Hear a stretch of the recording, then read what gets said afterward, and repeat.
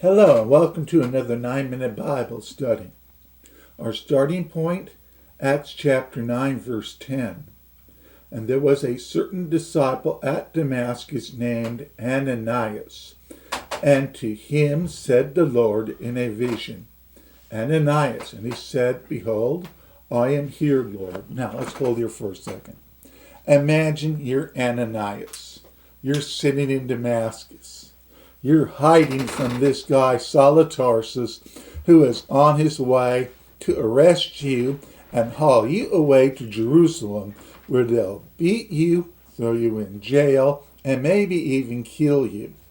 Now, he receives this vision from the Lord. Yes, the Lord is answering my prayer. Maybe he's going to tell me that Saul of Tarsus is never going to come my way.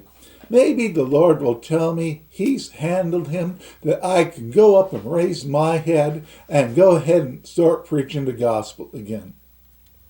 It didn't work that way. Sometimes when we receive the word of the Lord, it might be something that will cause our jaws to drop to the ground and cause us to think severely and sincerely about what to do next. Verse 11. And the Lord said unto him, Arise, and go into the street which is called Straight, and inquire in the house of Judas for one called Saul of Tarsus. For behold, he prays. At this moment, I would imagine Ananias was in complete and total shock. This is the man he's heard about. This is the lowest of the low.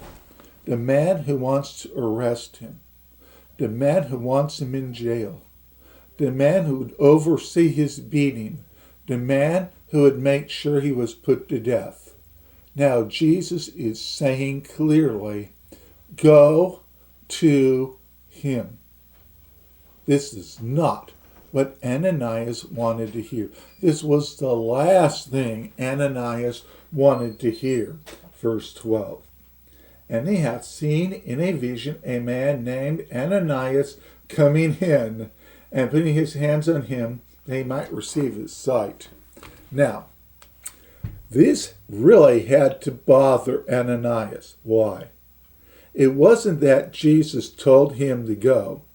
He's already told Saul of Tarsus he's coming. And that when Ananias was there, he would lay hands on him and he would receive his sight. Now, Ananias is probably thinking, well, Lord, he can't see. That's the best thing that could have happened to all of us. Now I'll have to retire from the business and we can continue on. Why do you want me to lay hands on this guy? He was thinking this. Let's face it. He's a normal person. The last person he wanted to witness to was enemy number one. Now we get a lesson in obedience, because Ananias is being asked to do something very hard, something that would not be easy for him to do. Verse 13. And Ananias answered, Lord, I have heard by many of this man how much evil he hath done to your saints at Jerusalem. And here he has authority from the chief priests to bind all that call on your name, and that would include me too.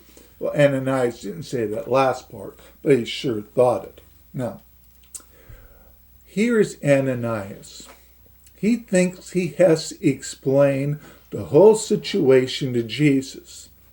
After all, Jesus has been on the right hand of the Father.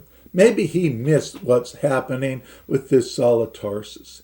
So Ananias describes the whole situation.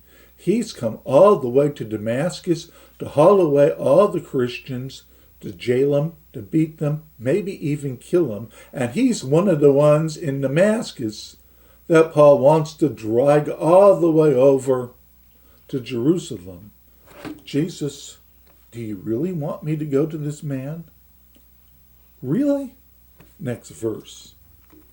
Then the Lord said unto him, Go your way. In other words, yes, I know what I'm doing.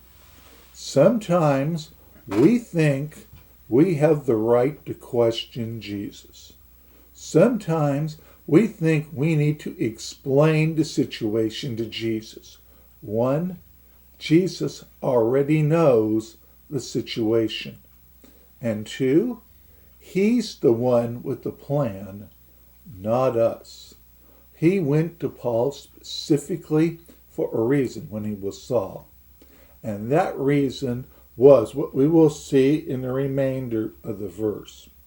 Ananias' job was not to wonder why. Ananias' job was to obey. When one has a ministry call on their life, Ananias obviously does, his job is to obey the call. No questions asked. Now, why did Jesus call Saul of Tarsus? Verse 15. 1. For he is a chosen vessel unto me. Jesus chose him for this job.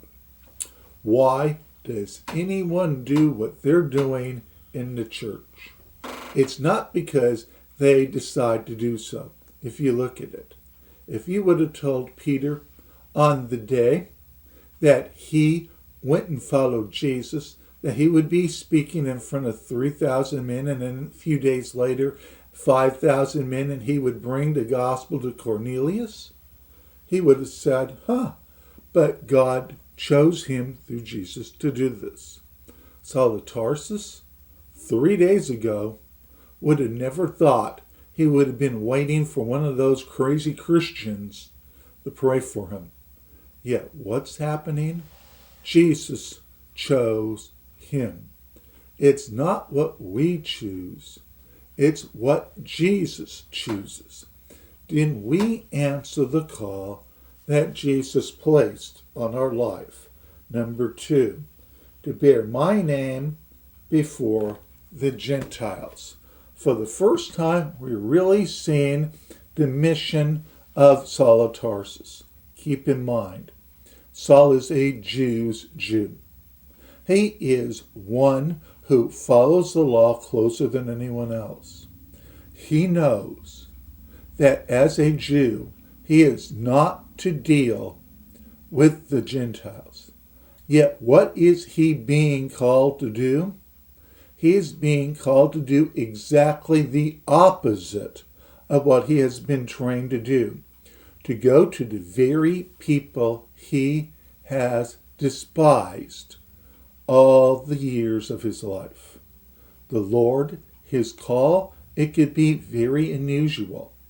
And for the Lord to call a persecutor of the Christians, a man who hates the Gentiles because he's the Jew's Jew, this would seem ironic to most. But Jesus has a plan for our lives. And that plan might not make sense at first. But if we follow Jesus, it will make sense at the end. And we will pick up with this in our next lesson.